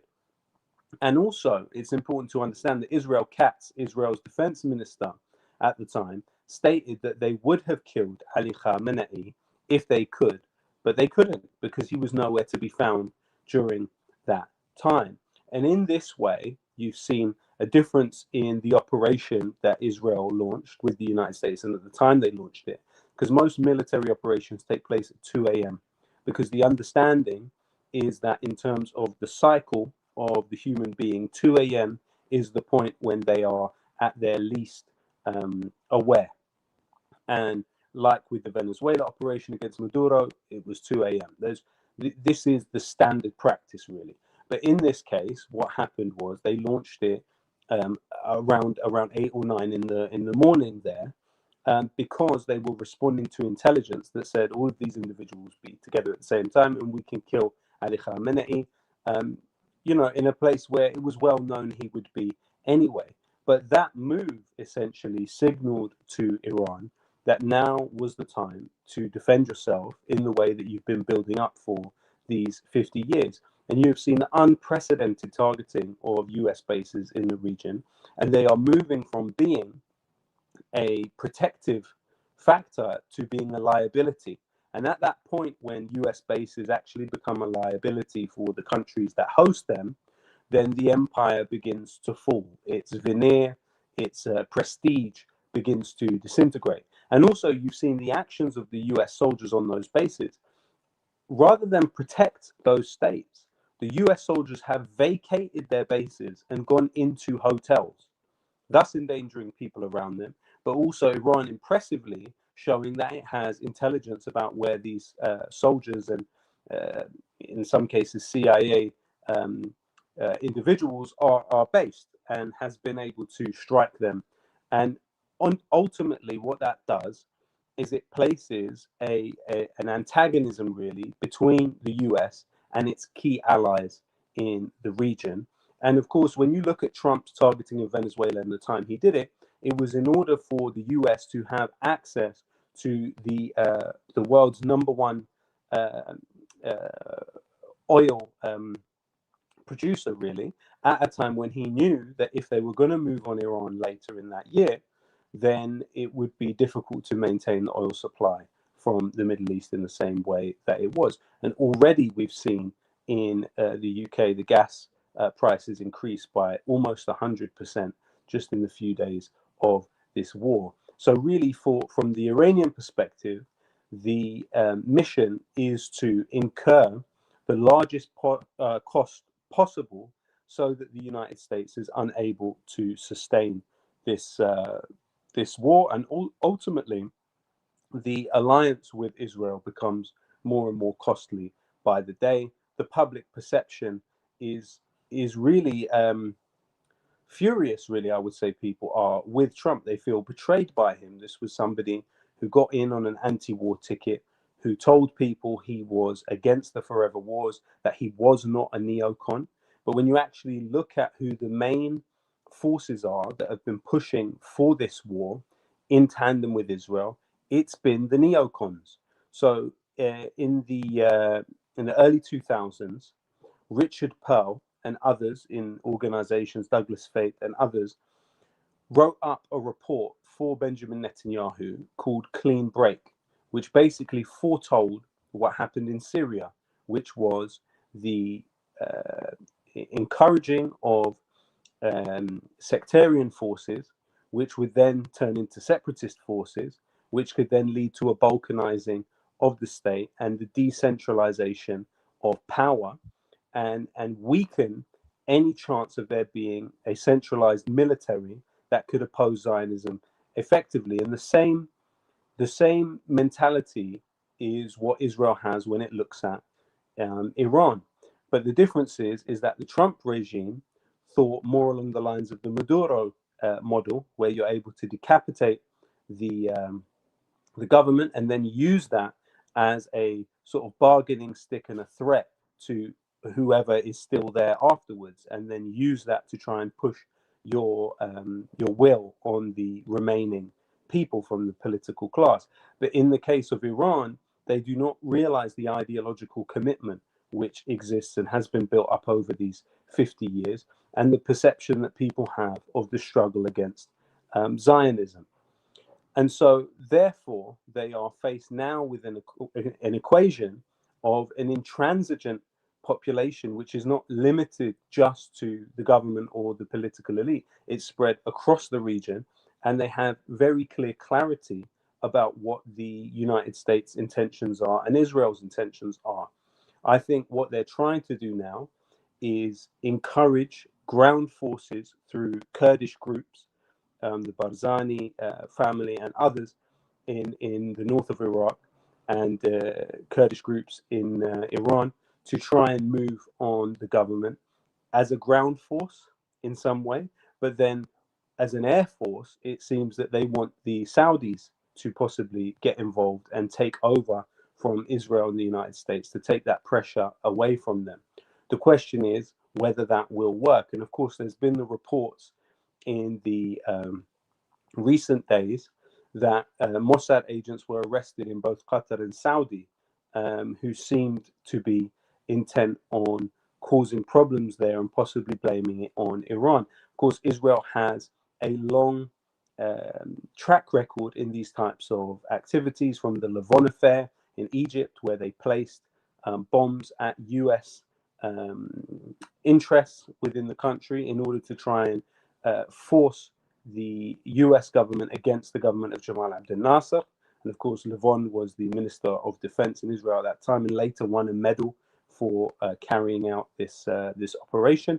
And then, of course, you have the case of Iraq, where Mossad, which was a fledgling intelligence agency in 1951, placed bombs at areas of Jewish interest within Iraq. So they placed bombs at synagogues, they placed bombs at cafes frequented by Jewish Iraqis, in order to try and compel those people to become Israeli and leave Iraq. Because at the time you had Tawfiq al-Suwaidi, the prime minister, having placed something called the denaturalization law, which would allow Jewish Iraqis to leave the country and become Israelis. Of course, when many of them did eventually leave following the bombing campaign, they were put in camps and sprayed with DDT by Israel once they arrived. And so, anyway, what we see here is an attempt to throw the entire region into war. But what Iran has done is respond in a way that will be written about in the history books for centuries to come. And this was something that those of us who are level-headed said before this, that the United States and Israel have never faced any opponent like this in the history, actually, of Israel. Certainly, it has never faced an opponent like this. And after the 12-day war, this was the very thing that those in the Israeli land authority were saying, that we have sustained damages that we have never before sustained, and we're trying to get things back together in that way. So this is an entirely different animal in a way to what they have faced previously in Lebanon and Palestine.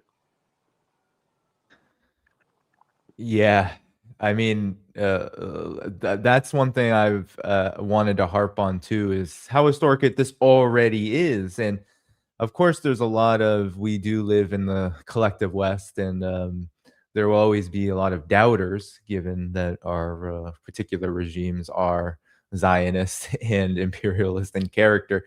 There are a lot of doubters about what Iran can do and how long it can sustain this. My question to you, Lowkey, is what are some of the factors? There's always the military factor, what Iran has, but there are other factors as well that drive, I believe, what we are seeing. Resistance that Iran has said now is not going to stop. They are rejecting U.S. Overtures towards talks. Now the Trump administration wants to say, no, We haven't been, where it's too late, no more negotiations. But there's been many reports about how there have already been overtures, and Iran said no, that this is going to be a long war, that they have their own objectives.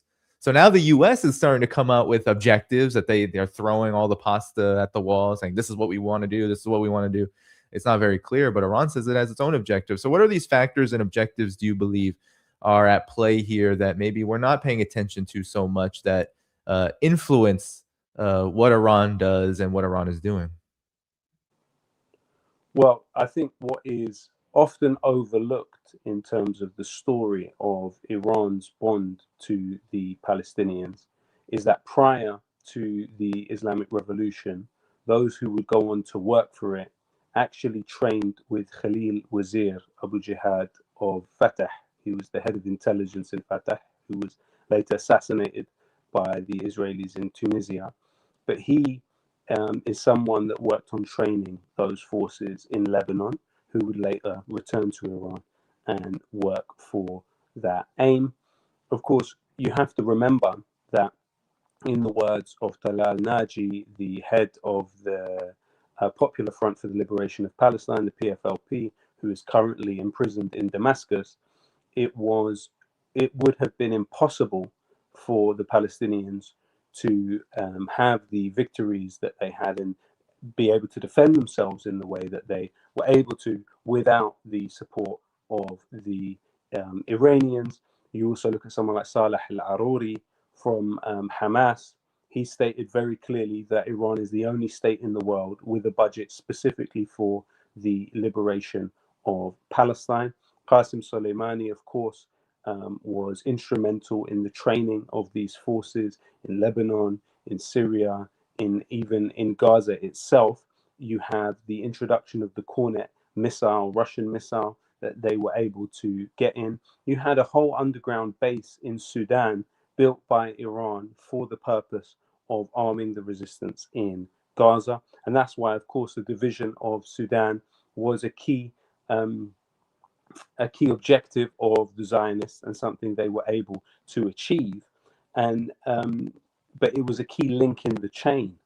And Iran was able to, the well-known phrase about the Palestinian revolution is that it went from al-Hajar wal-Miqla', the stone and the slingshot in the first intifada.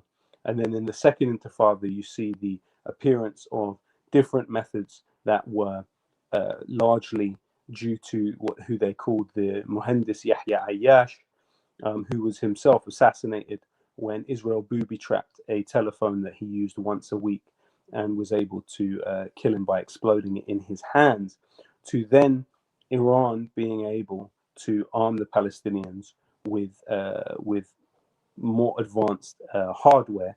And then you see the method of resistance change, and you can trace that line very clearly.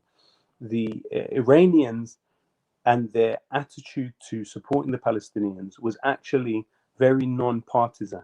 So, for example, even when Fatah was at odds with the Iranian position and went through Oslo and the rest of it, there is the example of the Karin ships, which were intercepted by the Israelis. One of them was intercepted, but the rest of them were not.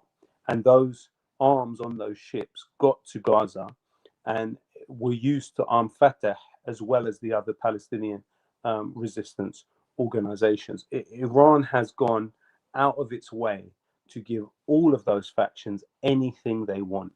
And I think that's one aspect of the story which is often overlooked. I think the Iranian support for the Palestinians is somehow caricatured or viewed as a proxy or viewed as as for Iran's own interest. But you've never seen a more selfless support for the Palestinians. And let's be clear, what Iran is going through now is literally due to supporting Palestine. When you look at United Against Nuclear Iran, for example, and this was a point I was alluding to earlier, literally, it features on the board the brother of George Bush. It features on the board an individual that was George Bush's representative at the United Nations during the Iraq War. It features a myriad of neocons. It features the former head of Mossad during the Iraq War in 2003. John Bolton was key to United Against the Nuclear Iran. And interestingly enough, this way that this military adventure has been carried out in Iran, even John Bolton is attempting to disassociate himself. This is somebody who was instrumental to the war in Iraq, instrumental to the war on terror, now seeking to disassociate himself from this current campaign on Iran because they're seeing how much of a disaster it has been. And that's because Iran was ready and they knew what was coming. And as I say, they prepared for it for 50 years. And they built technology that had no involvement from any US company whatsoever. When they're launching these strikes, people will look at it and they say, well, how does Iran possibly know? How can it see where the Israelis are to strike them, right? Because the Iranian jets are not flying into other people's airspace. Well, they're using the satellite systems Beidou and GLONASS, which is China and Russia. And with those systems, they are able to see into the other side in quite an invasive and serious way, and able to achieve what are really, objectively speaking, miracles in terms of the way they are striking back. And ultimately, there is not a country in the global south watching what is happening right now and not taking notes about the way that Iran has been able to defend itself. 25% of humanity exist in political systems which are currently subject to US sanction. Millions of people around the world have been killed by US sanctions. No country in the world is more sanctioned right now than Iran.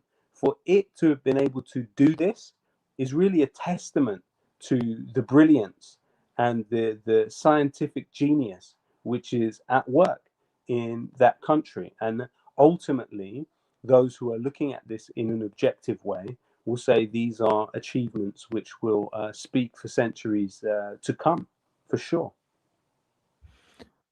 Yeah, those are great points, Lowkey. And one of the objectives the U.S. always, once in a while, I mean, I think it gets downplayed because the U.S. wants to amplify the threat of Iran to measures far beyond what this actually portends. But they always say, well, Iran, we need to stop Iran from supporting the so-called terrorist proxies. And who are those so-called proxies? They're all the resistance organizations and groups, especially the Palestinians, and also extending out to Lebanon and Yemen and elsewhere. So it's a huge goal. And, I think it's unprecedented. A lot of people, they look at the deaths that Israel and the United States have caused in Iran. But a lot of people, I think, to understand how a global South country can do this, can fight back in this way with this kind of technology, with this kind of weaponry, and make significant damage, impose significant damage on the U.S. and Israel. And if we add the U.S. into here, unlike the 12-Day War, we're talking about something that actually is history book worthy, regardless of the outcome, which I can ask you about, Lowkey, where you think this is going. But right now, if we're looking at this 4 days in, we see the outcome is, at the very least, not up to where the United States and Israel want it to be, where they want it to be, which is, of course, full regime change. Yes, and I think they have slightly different objectives. So I think for Israel, the aim is social collapse and chaos, but a creative chaos, which they can move around to their interests. On the US side of things, but particularly Trump, because he's not Bush, he is not a believer in this idea of committing large forces for attritional warfare and long protracted operations. Trump views it as advantageous to just dip in and out with a very clean-cut operation, but those are actually diametrically opposed interests. And what's fascinating is that someone like Marco Rubio is coming out now and saying essentially that Israel was going to take action and we didn't want Israel to take action alone, but Israel was going to take action whether we liked it or not. Now, this is interesting because it's really depicting the US-Israeli relationship in a new way. But this was a massive gamble for Trump to partake in. And ultimately, people will, both allies in the US domestically and in the region generally, will be looking at him and shaking their head at how he could do something so silly. Because when they compare the way Iran responded to the 12-day war, it was completely different. In the 12-day war, what partly was the coming to the end of it was when Iran targeted Al Udeid in Doha. And that was obviously telegraphed, and people were informed that this was going to happen.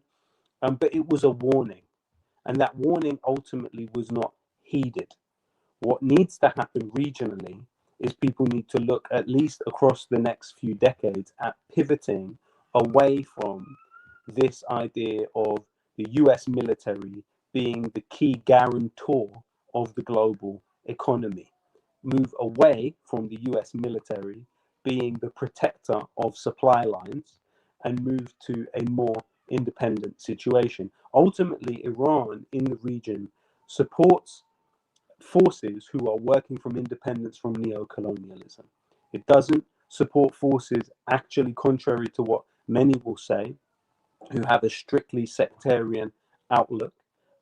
If it did, it wouldn't have supported some of the groups that it stood with, definitely among the Palestinians in Lebanon and in Iraq. There are non-sectarian components to all of those organizations mentioned. But ultimately, what has been revealed here is that the United States is basically not fit to protect the supply lines and the states themselves. I mean, when can you imagine a time when you would see US forces vacating their bases and then being essentially chased with ballistic missiles into the hotel rooms they try and hide in? That, it's reminiscent of the humiliation that the US military faced in Vietnam. And I believe that this will go down in history in a similar way. It's also important to remember that both China and Russia have had an interesting role in this whole process. So, as I pointed out, Bidu and GLONASS have been essential to all of Iran's military operations from Al-Wa'd al-Sadiq al-Awwal, the first True Promise operation. And Israel was not happy about that, of course. But in this case, we know that Russia made clear US Air Force plans to Iran several days before they took action.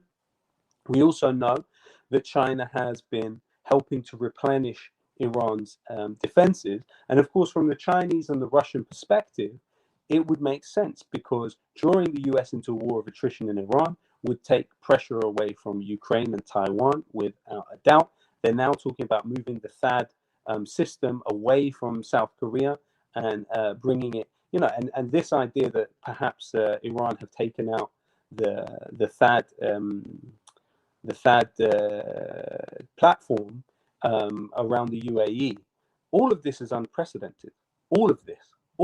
None of this was expected by the US or Israel. And there's actually little that Israel can offer the United States. You also have to remember that Iran easily has over 100,000 drones, has tens of thousands ballistic missiles, at least if not around 100,000.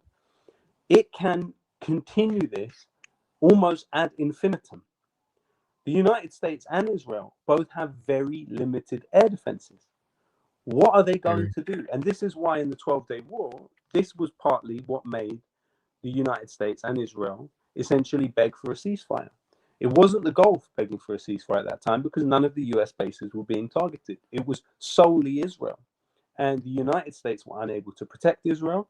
Israel was out of air defenses. And so it was able, through the help of the Gulf, to persuade Iran to stand down. And rather than take that warning and heed that warning, everyone in the region either took it for a weakness or did not learn the lesson which was being communicated to them. And so they went for a maximum escalation strategy, which is the Israeli way. It is the Zionist way.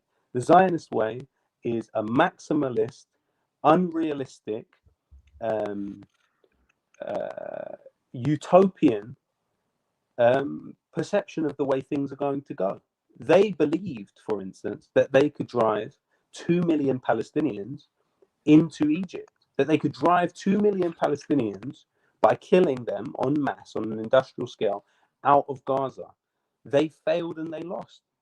They believed that with an Air Force campaign, they could then militarily occupy the south of Lebanon. They actually tried and failed to do that. And ultimately, the lesson from Syria is that without local agents, Israel is unable to achieve its objectives. Now, those local agents may be knowingly or unknowingly working for Israel, but they're local agents. And so in Lebanon, they have, local agents, but those local agents have to be a bit shy about their position. And you see with the Lebanese government now attempting to neutralize the resistance. But those Israeli soldiers and those tanks, 4 tanks, Israeli tanks, have gone today, in one day in Lebanon. If Israel thinks it can go in and occupy Lebanon, it will learn the very same lesson that it learned before. Trump is talking about boots on the ground in Iran. That is a completely unrealistic perception. It would definitely be the nail in the coffin of the US empire. The United States is in no position to carry out any type of occupation that it carried out in Iraq or Afghanistan. They were completely pulled thin. And if they think they could do that in a country like Iran, which is 3 times the size of Iraq and has a very coherent, and these countries that the United States went into in Iraq and Afghanistan had, unfortunately, by the time that they were occupied, no army to speak of. Iran's not the same. It's very clearly not the same, and they are learning that lesson. And these US soldiers, how much longer are they going to be willing to die for Israel? Their perception of Iraq and Afghanistan, rightly or wrongly, is that they were dying for 9/11. Now that's a very different, psychologically speaking, that's a very different equation.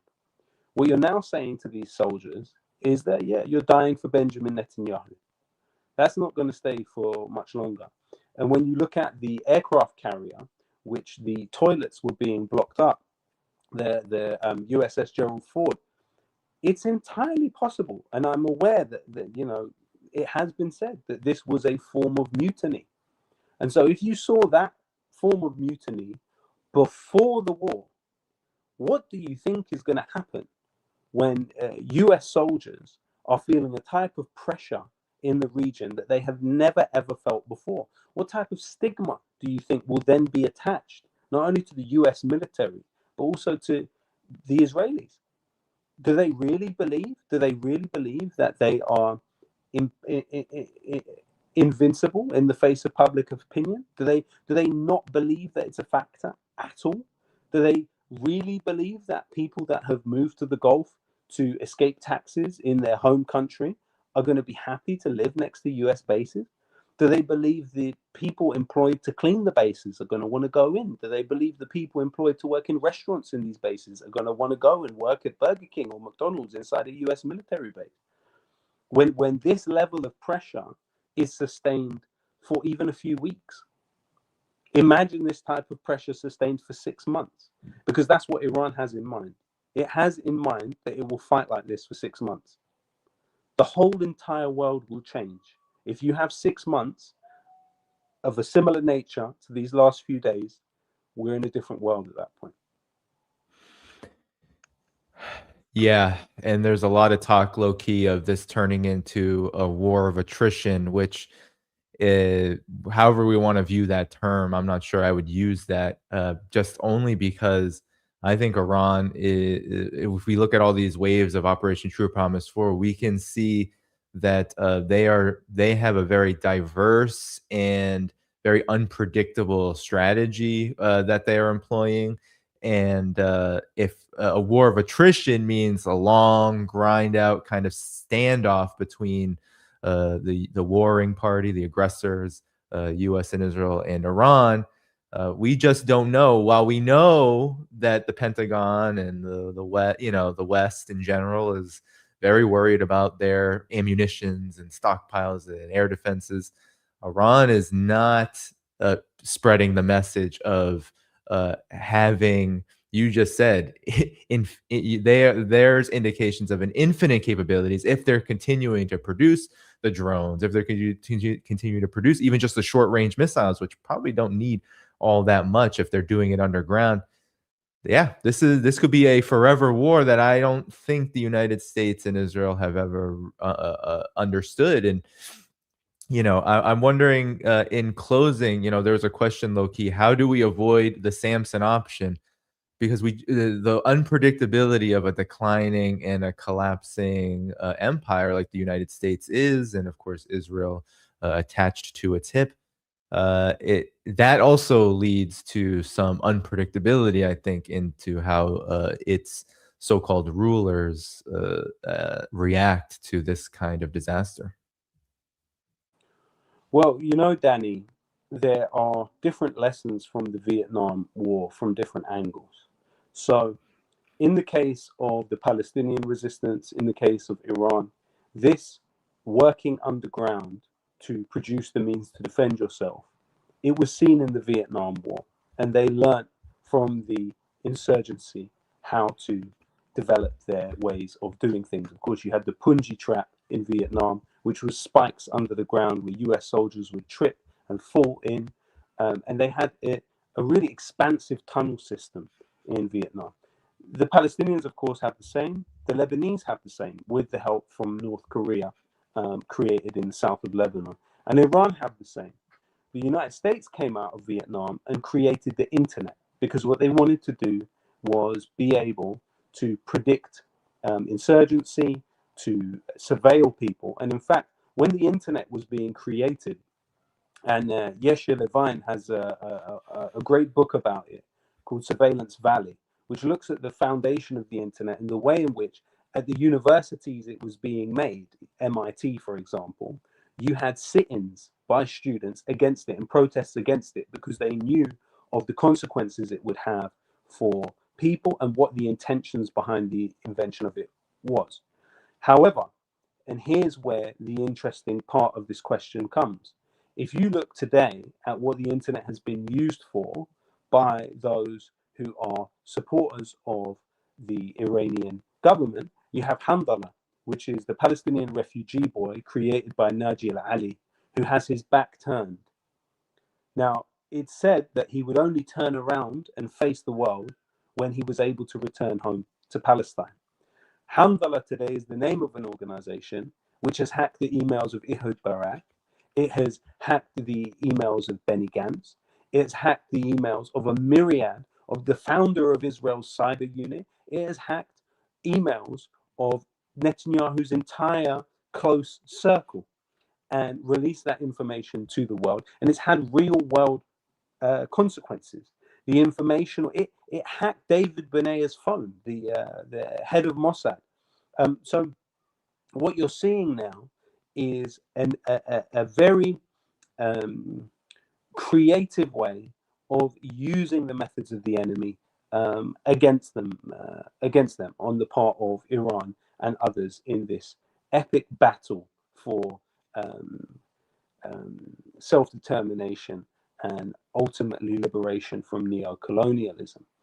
But the question here about the Samson doctrine is an interesting one, because there will be those arguing for it on the Israeli side, the use of tactical nukes against Iran. Now, even in the case of the use of these kind of weapons and the huge amount of damage that would cause, you would not be able to completely subjugate the population, but also you would ensure that the perception of those in the present and those in the future and the children of those in the future and the grandchildren of those in the future, you would ultimately clarify who was good and who was evil. You would ultimately clarify who was right and who was wrong. And you would certainly if he hasn't already put Netanyahu's name in the history books alongside the great oppressors of human beings that were responsible for the deaths of many hundreds of thousands, if not millions, of people. So that would be something he would have to weigh closely. Ultimately, it would be something that Donald Trump would be against. But I actually think it would guarantee the break between Israel and the United States and make the clinging to Israel a really an untenable position to have. It would certainly render Israel persona non grata in civilized company around the world for decades to come.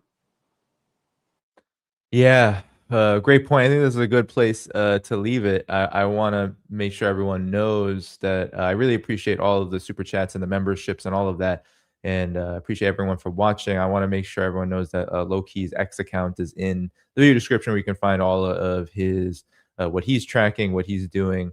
I want to ask you, Lowkey, is there anything that you want to mention here? Nothing at all. Just keep doing what you're doing, Danny, and thank you for your patience today. My apologies to everybody that I was a bit late. No worries at all. Everyone, we're going to head out of here together. Everyone hit the like button before you go. I'm going to be back on tomorrow, I believe, with Professor Mohammed Marandi and Pepe Escobar. That will be at 11 a.m. Eastern time for these daily updates on what's happening with this U.S.-Israeli war of aggression on Iran, and of course the historic retaliation and response by Iran that we are covering here daily. Everybody, hit the like button before you go. That helps keep the conversation going so more people can hear both of our guests today. And you can go to the video description as well for all the places to support this channel. Without further ado, everyone, bye-bye.